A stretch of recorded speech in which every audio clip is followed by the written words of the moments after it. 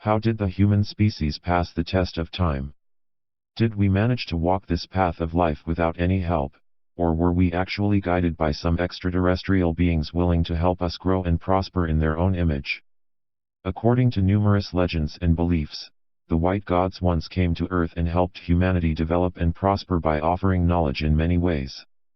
Quetzalcoatl is believed to be one of the first white gods to visit our planet. He was one of the most important gods from ancient Mesoamerica and was known as Kukulkan to the Mayans, Cucumatz to the Quiches of Guatemala, and Tehecatl to the Huastecs of the Gulf of Mexico. Based on Mesoamerican folklore, Quetzalcoatl is the one who created the world and all of mankind, and was regarded as the god of wind and rain. He is also known for structuring art and culture and was regarded as the organizer of society at that point in time. Since 1200 CE in central Mexico, he was considered the god of learning, agriculture, science, and arts.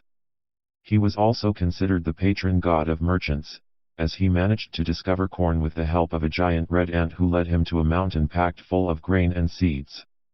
Legends named this entity, Quetzalcoatl, as the god of dawn. This is one of the reasons why he is believed to be from a faraway planet. Keep in mind that according to Mayan paintings and sculptures, many structures arose during this period that looked like spaceships from the 21st century. Drawings and representations found in sculptures wore something related to spacesuits, and many images representing the gods showed similarities to what astronauts look like nowadays. It is believed that Quetzalcoatl burned himself and vanished into the skies towards the planet identified today as Venus. Could this be interpreted as an extraterrestrial being that has fulfilled his mission on Earth and quickly disappeared through the skies to head to new planets in need of guidance? Quetzalcoatl is described as light-skinned, bearded and tall, with the serpent head hiding his human appearance. The earliest surviving image of Quetzalcoatl comes from the Olmec civilization with a sculpture at La Venta, of a beaked snake with a feather crest surrounded by two quetzal birds. The earliest representations found in Mexico is at Teotihuacan, where there are sculptures of feathered snakes dating from the 3rd century CE, and that is also the place where a 6-tiered pyramid was built in the honor of the serpent god of knowledge.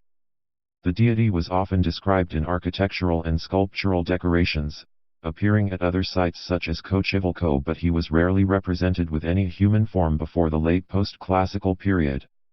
Since 1200 CE, Quetzalcoatl was usually represented in his human form and mostly wore shell jewelry and a tapered hat.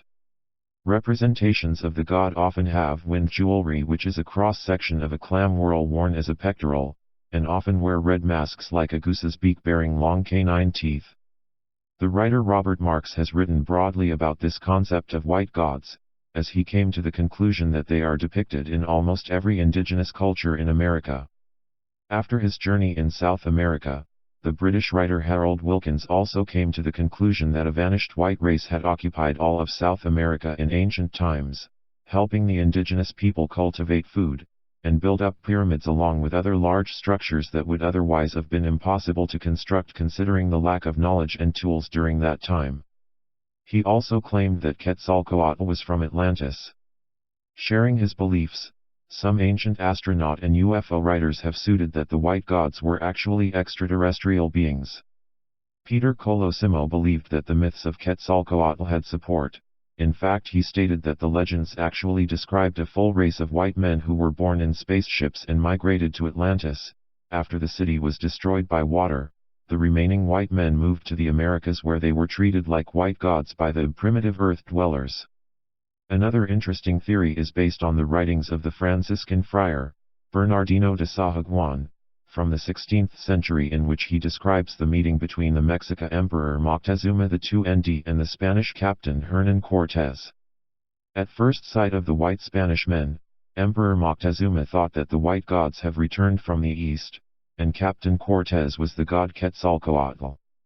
Because of his beliefs, the emperor gifted him a mask representing the feathered serpent. The mask was carved from a single piece of cedar wood and covered with turquoise mosaic work. The teeth were made of white clam shell. The design consisted of two serpents, green and blue, encircling the eyes and entangled over the nose and around the mouth. According to Sahagun's description, It was worn with a crown of dazzling long green-blue shimmering feathers, possibly those of the quetzal, a tropical rainforest bird with iridescent green-blue plumage. Much of the idea of Captain Cortés being seen as a deity can be followed back to the Florentine Codex written down about 50 years after the conquest. In the Codex's tale of the first meeting between Moctezuma and Cortés, the ruler of the Aztec is illustrated as giving a prepared speech in classical oratorical Nahuatl, a dialect, which is reported verbatim in the codex written by Sahuagin's informants, added such prostrate announcement of divine, or near divine adoration. An imperfect intellectual understanding of High Nahuatl oratory style make the exact intent of these comments tricky to approve, but some argue that Moctezuma politely offering his throne to Cortés may well have been meant as the exact opposite of what it was taken to mean. Kindness in Aztec culture was a way to affirm dominance and show superiority. This speech, which has been extensively referred to, has been a factor in the widespread assumption that Moctezuma was addressing Cortés as the returning god Quetzalcoatl. As time passed by, we educated ourselves through history and managed to see a glimpse of what life used to be. At our current understanding level, we realize that some things from the past might have been impossible to accomplish without any external help. The white gods could have given us knowledge in which the Mesoamericans used to obtain power. But as the extraterrestrials left, the indigenous people couldn't suffice in controlling that power, which was given too early without any warning of its side effects. It ultimately led to self-destruction of the most knowledgeable and prosperous civilizations of our past because the guidance of aliens had vanished. Will they return as the prophecies foretell?